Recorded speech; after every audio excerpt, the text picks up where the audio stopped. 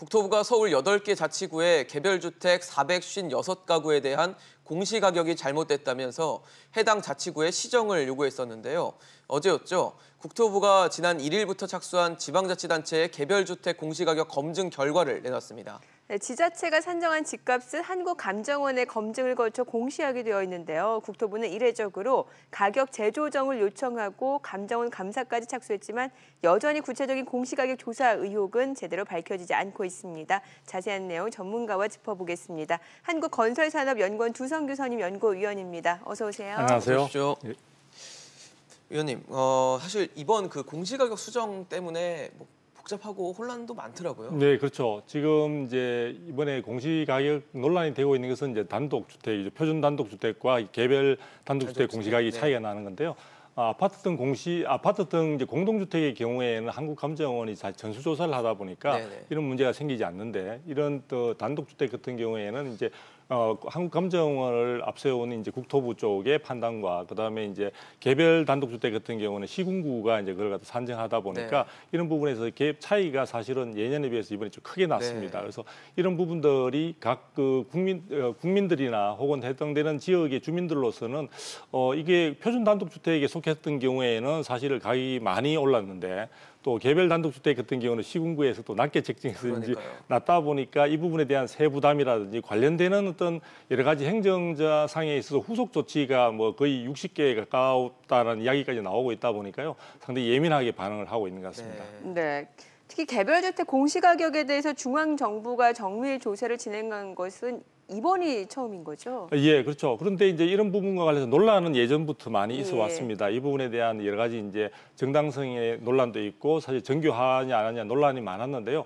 이 부분과 관련해서는 그 동안에 있어서는 사실은 표준 단독주택과 개별 단독주택의 차이가 사실은 크지 않았다고 볼 수 있죠. 그래서 한 1%포인트 정도의 차이 정도밖에 보이지 않았는데요. 이번의 경우에 있어서는 3%포인트 이상을 넘어서고 있고요. 용산구 같은 경우에는 거의 8%에 가까운 정도로 상당히 격차가 있다 보니까 이게 사실은 누가 맞느냐에 대한 논란도 생길 수 있는 여지가 있는 거죠. 그런데 이번에 어떤 여러 가지 경과를 보게 되면요.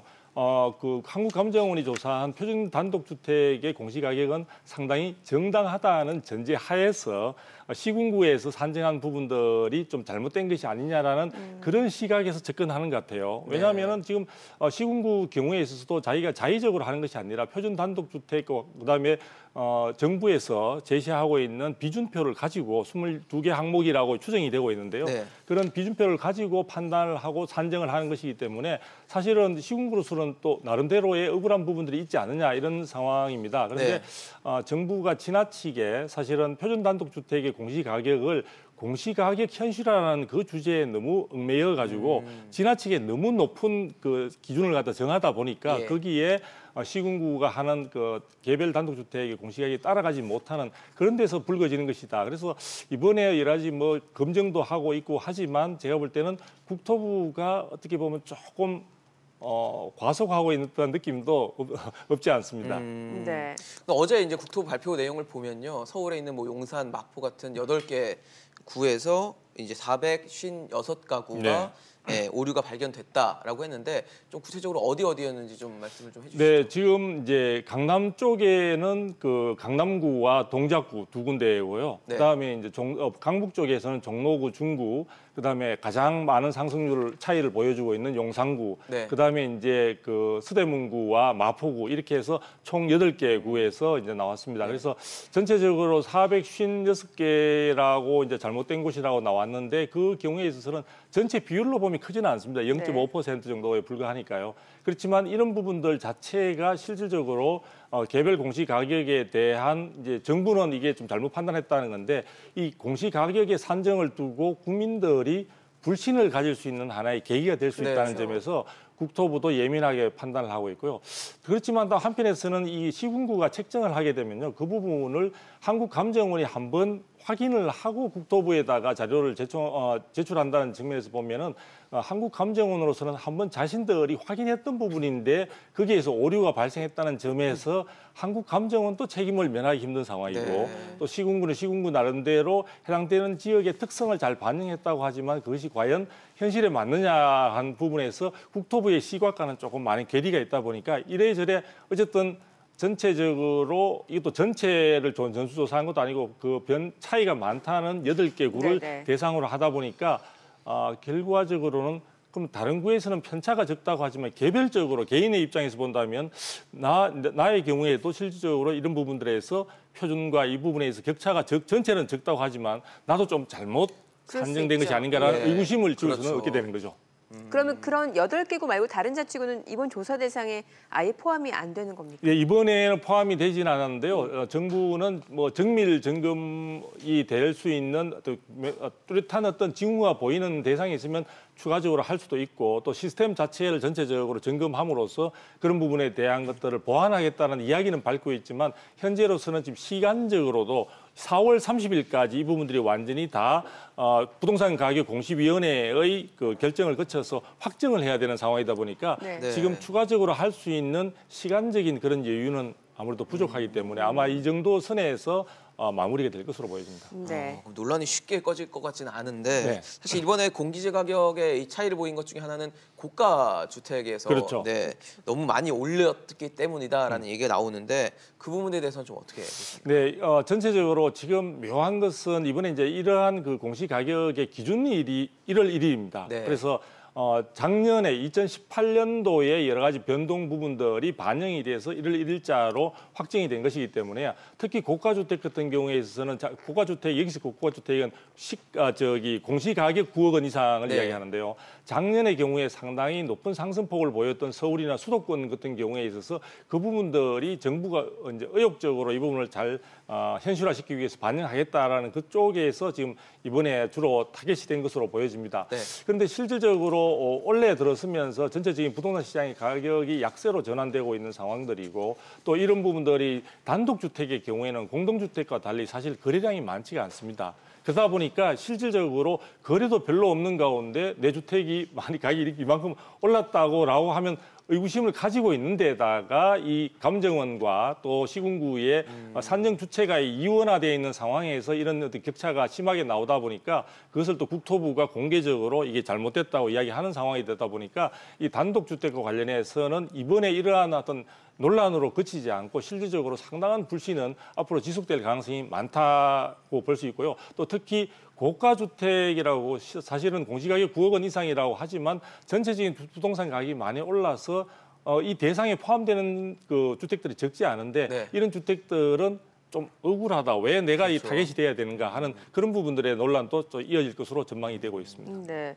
자, 이런 불신이 쌓이게 된 배경에는 지금 논란이 되고 있는 가운데서도 어떻게 이 공시 가격이 산정이 됐는지 네네. 이게 기준 검증이 공개가 되지 않았단 그렇죠. 말이죠. 예. 이 부분이 상당히 깜깜이다, 논란이 되고 뭐, 있는데, 네. 이 사실은 제일 중요한 것은 이러한 산정이 중요한 것이 아니라 산정을 통한 나온 결과치에 대한 검증이 상당히 그렇죠. 중요하고요. 예. 예전에 이제 한국 헌법재판소에서 우리나라의 경우에는 3단계의 검증 절차를 거쳐서 상당히 객관적인 그러한 어떤 내용들을 담고 있다고 판단한 적이 있는데요. 네. 그런 과정들이 이번에 표준 단독주택의 경우는 한국감정원 그리고 사실 그 개별 단독주택 같은 경우에는 일반적으로 시군구가 하는데 예전의 경우에는 일반적인 감정평가사들도 평가에 참여하다가 2017년도부터 이게 나누어지게 됐습니다. 이렇게 나누어지는 과정에 있어서의 여러 서로 상호간에 있어서의 좀 불신감도 좀 작용한 것 같고요. 그게 또 아까 말씀드린 대로 국토부의 정책적 의지가 지나치게 좀 반영된 측면도 있는 것 같고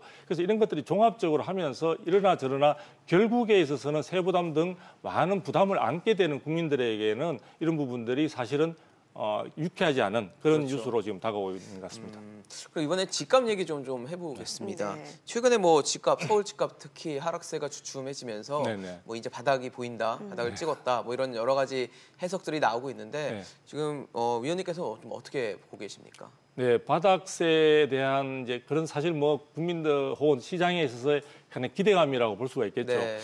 사실은 전체적으로 가격이 약세에 전환됐다고 볼 수 있고 한국감정원이 매주 발표하는 어떤 그런 시세표에는 주간 동향표에는 사실 계속 하락세를 보여주고 있는데요. 네. 이런 부분들이 지속되는 가운데 실질적으로 시장 내에서 보면 거래가 별로 되고 있지 않습니다. 거래량이 예전에 어떤 2018년도에 비해서 어떤 전년 동기 대비해서 본다면 약 한 20% 수준에 머물고 있다 보니까 거래가 되지 않는 가운데 실질적으로 시장에 있어서의 어떤 시세는 계속해서 나오는 상황이다 보니까 네. 이 부분들 체감하기가 힘들어지는 상황이죠. 그리고 또 막상 현장에 가보면 예상보다 가격이 떨어졌다는 것만큼 급매물이나 이런 것이 아니면 사실 확인하기가 쉽지 않고요. 그래서 전체적으로 이런 것들이 시간이 조금 지속이 되고 지금 거의 25주 가까운 시간들이 지속이 되면서 네.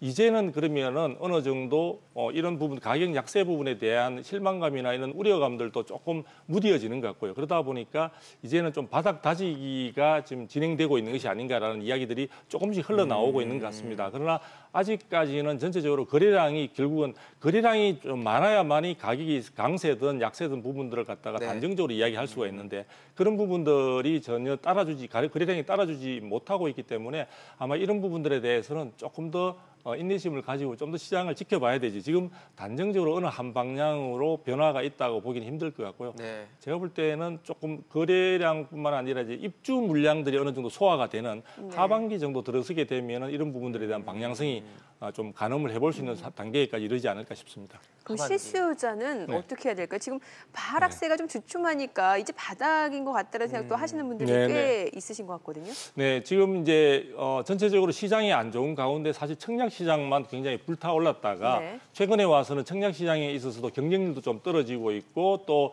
여러 가지 미계약분도 사실 많이 등장하고 있는 상황이다 보니까 이런 부분들에 대해서 실수요자들은 시장은 약화되고 있는 것 같은데 이제 이 부분들이 이제 상승이 되지 않으면은 사실 지금 상태에서 또 실수요자를 하더라도 주택을 적극적으로 구입하기에는 또 부담스러워지는 그렇죠, 것이 사실입니다. 앞으로 더 떨어지면 어떡할까라는 네. 우려감이 있거든요.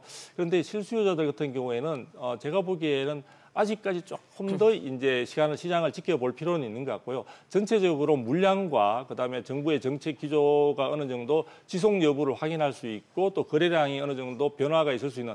왜냐하면 지금 6월 1일자 기준으로 해서 각 명의자가 전체적인 조세 등에 있어서 부담을 많이 갖기 때문에 네. 이번에 공시가격 이 부분도 예민하게 반응하는 것은 결국은 5월 30일까지, 즉 6월 1일자로 누가 소유자가 되느냐에 따라 집을 파느냐 마느냐의 결정을 할 수 있는 기한이 어느 정도 정해져 있다고 볼 수가 네. 있습니다. 그래서 제가 볼 때는 실수요자는 하반기에 일단 들어서면서 시장 흐름도 그렇고 또 그 부분에 대해서 더 버티기에 들어가는 사람들도 어느 정도 그때까지 명의를 매도한다든지 하지 않게 되면은 결국은 조세 부담을 안고라도 나는 보유하겠다라는 것을 확인하는 것이 되니까 아마 하반기쯤 되어서 조금 가을 바람 불 때 그때 구체적인 어떤 내 집 마련의 그 계획을 실행에 옮기는 것도 저는 늦지 않다고 생각을 하고 있습니다. 네. 네. 알겠습니다. 주성규 선임연구위원과 얘기 나눠봤습니다. 고맙습니다. 감사합니다. 잘 들었습니다.